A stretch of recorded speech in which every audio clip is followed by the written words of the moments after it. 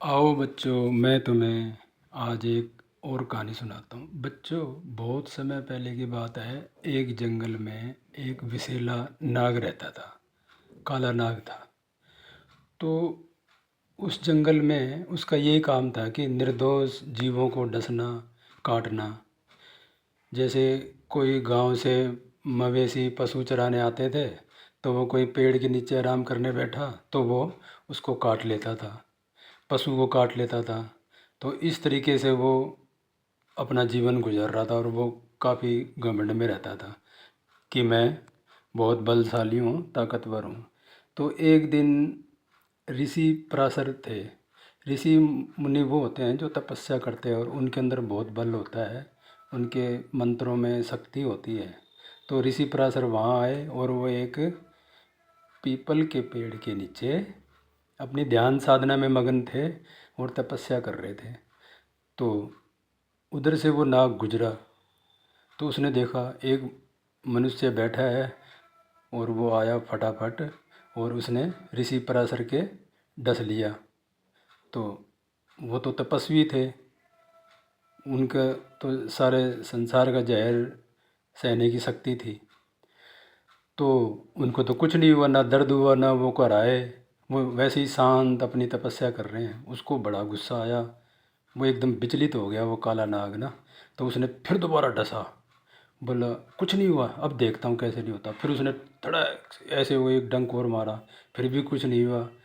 फिर तीसरी बार मारा तो ऋषि ने अपने अंतर ध्यान में देखा और धीरे से आँख खोली और उसको बोला, तुम बड़े आश्चर्य में हो ना कि मुझे कुछ नहीं हुआ। तुम्हें तो बड़ा मज़ा आता है निर्दोष जीवों को काटने में, डसने में, उन्हें मारने में।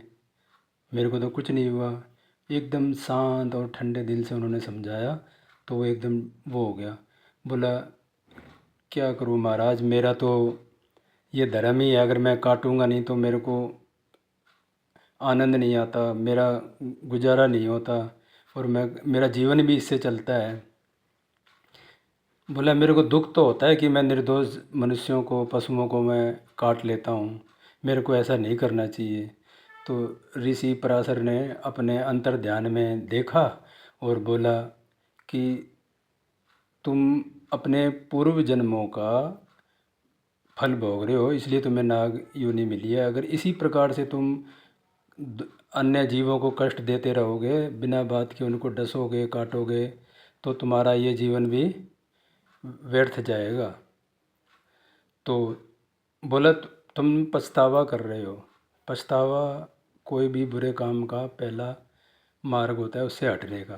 तो तुम अब सही रास्ते पे चलने की कोशिश करो, बिना किसी को, निर्दोष को मत मारो। और इस तरीके से ऋषि मुनि उसको शांत करके उसके नाग के सिर पे हाथ फेरा और नाग को एकदम असीम शांति प्राप्त हुई। और वो बोला मैं अब अपना जीवन निर्दोष जीवों को, किसी को भी नहीं काटूंगा। तो इस प्रकार ऋषि पराशर वहाँ से बोले मैं तेरे से 1 वर्ष के बाद मिलने आऊँगा दोबारा। और वो वहाँ से दूसरी जगह अन्यत्र स्थान पे तपस्या के लिए चल पड़े। ऐसे ही धीरे धीरे समय गुजरता गया। 1 साल बीत गया। तो ऋषि पराशर जो थे वो अपने वचन के मुताबिक उस नाग से मिलने आए। तो उन्होंने जंगल में देखा, कहीं नहीं मिल रहा वो नाग तो उसको। तो अब क्या होता है कि ऋषि पराशर ने अंतर ध्यान किया और अपने मंत्र की शक्ति से उस नाग को बुला लिया। तो वो बिल में बेचारा एकदम कमज़ोर सा ऐसे रेंगता हुआ आया। पहले तो उसकी इतनी फुंकार थी, ऐसे करता था ना, तो सारे डर जाते थे, डर के भाग जाते थे। वो काला बहुत बड़ा ताकतवर था। अब वो एकदम पतली सी रस्सी की तरह घिसटता हुआ, कमज़ोर सा, चला ही नहीं जा रहा है उससे, आगे बड़ी मुश्किल से बढ़ा जा रहा है। तो ऋषि पराशर ने उसकी हालत देख के काफ़ी दुख हुआ और उन्होंने उसको फल और दूध दिए और अपने मंत्र की शक्ति से उसको वापस ताकतवर बना दिया। फिर उसके सिर पे हाथ फेर के बोला तुमने ये अपनी क्या हालत कर ली। बोला महाराज आपने मेरे को बोला था कि निर्दोष जीवों को मत काटना, मैंने काटना फुंकारना सब छोड़ दिया।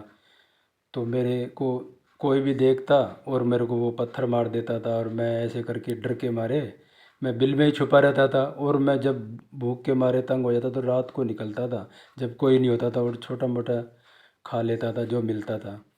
इस तरीके से मैं अपना जीवन गुजार रहा हूँ। मैं तो सिर्फ़ आपके आने का इंतज़ार करके आपके दर्शन करना चाहता था और इस जीवन से मुक्ति चाहता था।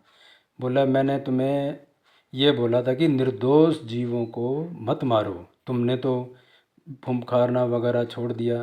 तुम फुंकारोगे नहीं और शिकार नहीं करोगे तो जीवित कैसे रहोगे? ये तो तुम्हारा कर्म है।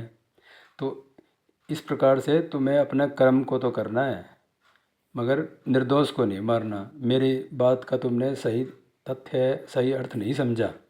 तो ऋषि पराशर ने उसको समझाया और वो बोला, ठीक है महाराज, मैं अब ऐसे ही करूँगा, निर्दोष जीवों को नहीं मारूँगा और फुंकारना नहीं छोड़ूंगा। तो उस नाग ने फिर से फुंकारना शुरू कर दिया और वो हंसी खुशी अपना जीवन व्यतीत करने लगा। तो बच्चों, इससे हमें ये शिक्षा मिलती है कि हमें निर्दोष जीवों को तंग नहीं करना चाहिए, मगर कोई हमारे को अकारण बिना बात के तंग करे, वो भी हमें अपना स्वाभिमान और अपना रुतबा बनाए रखना चाहिए। तो बच्चों, इस कहानी से यही शिक्षा मिलती है। धन्यवाद।